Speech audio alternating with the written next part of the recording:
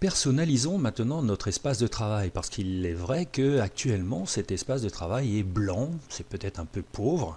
Nous allons donc pouvoir modifier tous les paramètres associés à la couleur, l'écriture, etc. Je vais donc aller dans la personnalisation.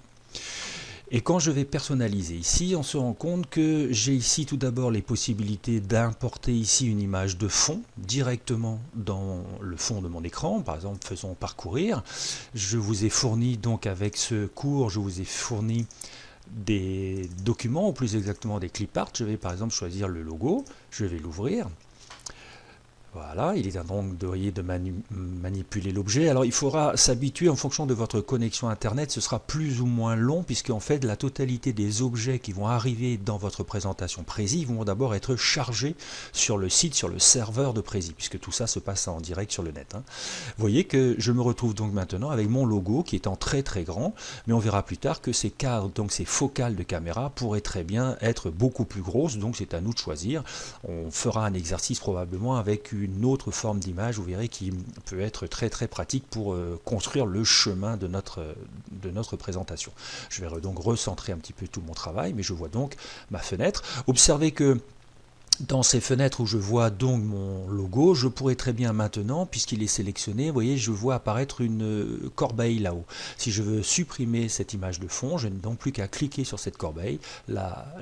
L'image de fond, le logo pour ce qui nous concernait, a été enlevé de notre présentation. Je vais sauvegarder par exemple déjà, pourquoi pas, réessayons, prenons de petites habitudes. Ensuite, je pourrais piloter ma couleur directement ici. Et vous voyez, la totalité de mon fond, du coup, maintenant, va devenir orange. Il pourrait devenir dans les jaunes verts.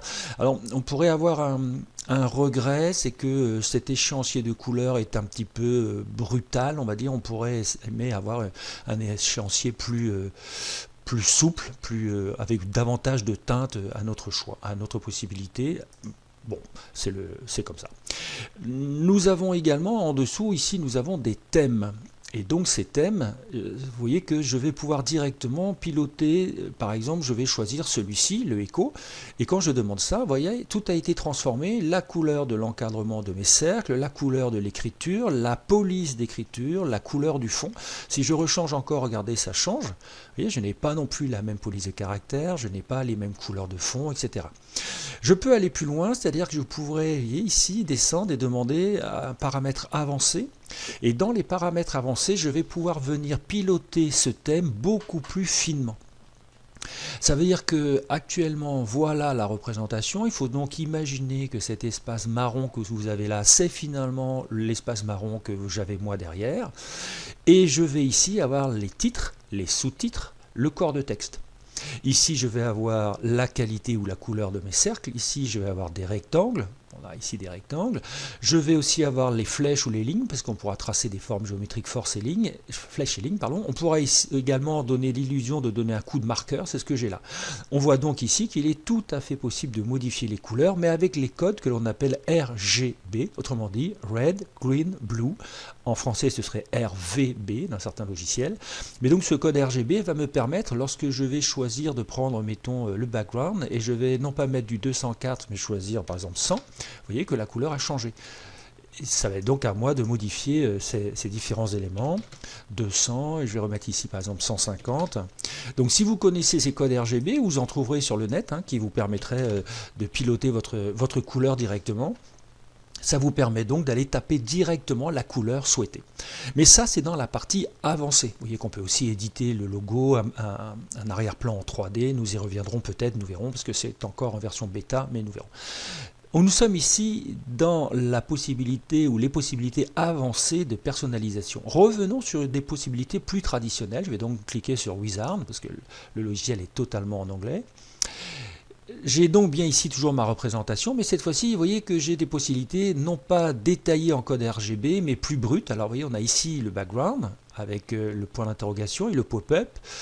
Si je souhaitais insérer un logo, mais il me donne à chaque fois les caractéristiques minimales de l'image à utiliser, ce qui est quand même pratique pour avoir des présentations de qualité. Je vais revenir sur le background et par exemple, je demande à ce que ce soit orange. Alors bien sûr, ici, c'est pastel, c'est estompé. Voilà la vraie couleur que ça me donnera. Mais ici, dans le bas, j'ai 3 petits ronds blancs, ce qui veut dire que pour l'instant, je suis que dans un espace de cette boîte. Je vais faire Next, ce qui fait que je retrouve ici les titres. Par exemple, je pourrais décider que ces titres seraient marron. Le sous-titre, par exemple, j'ai demandé le titre principal, on va faire le titre principal marron, on va faire le sous-titre jaune, le body, autrement dit le corps de texte, on va le mettre aussi en marron. Je vais continuer. Pourquoi je l'ai mis en jaune? Parce que je vais demander à ce que les brackets, autrement dit les crochets que vous avez là, les rectangles, je vais demander ça à ce que ce soit dans les tons vert foncé par exemple, vous voyez, ce qui fait que le jaune va bien ressortir. Et ensuite je vais demander à ce que les cercles par exemple soient dans les tons par exemple marron. Alors une caractéristique malgré tout, lorsque je clique, observez l'épaisseur de ce trait, et quand je vais demander de la couleur, il épaissit le trait. C'est un petit peu dommage je trouve, et donc ici j'aurais modifié la couleur du marqueur. Si je suis satisfait de tout ceci, je vais pouvoir appliquer, autrement dit je vais faire Done, je l'applique. Voilà, et vous voyez que ça y est, mon thème a été modifié, je l'ai dans ses proportions. Maintenant, il serait également tout à fait possible que ce thème, puisque c'est un thème finalement, je l'ai un petit peu peaufiné, j'en avais ici mais qui ne me plaisait pas, j'ai créé le mien, ce qui fait que je pourrais très bien le sauvegarder. Voilà, et si je clique dessus, vous voyez qu'il va apparaître ici en vignette, ce qui me permettrait, même si j'avais, imaginons que j'ai choisi ce thème, vous voyez, voilà, il reprend les caractéristiques de celui-ci, et finalement, c'était le mien qui me plaisait, je vais cliquer dessus, et il va donc appliquer mon thème. Finalement, je viens de créer mon thème personnalisé, je peux en créer plusieurs, et ce thème personnalisé, finalement, a les mêmes fonctionnalités que les thèmes qui nous sont proposés directement par le logiciel. Observez également que si je déplace ma souris sur les thèmes en question, j'ai des croix qui apparaissent, je peux donc supprimer un thème que j'aurais personnalisé, que j'aurais stocké dans Prezi. Voilà, nous avons abordé nos possibilités graphiques concernant notre mise en page. Nous allons pouvoir maintenant rentrer dans le vif du sujet et créer nos premiers cadres.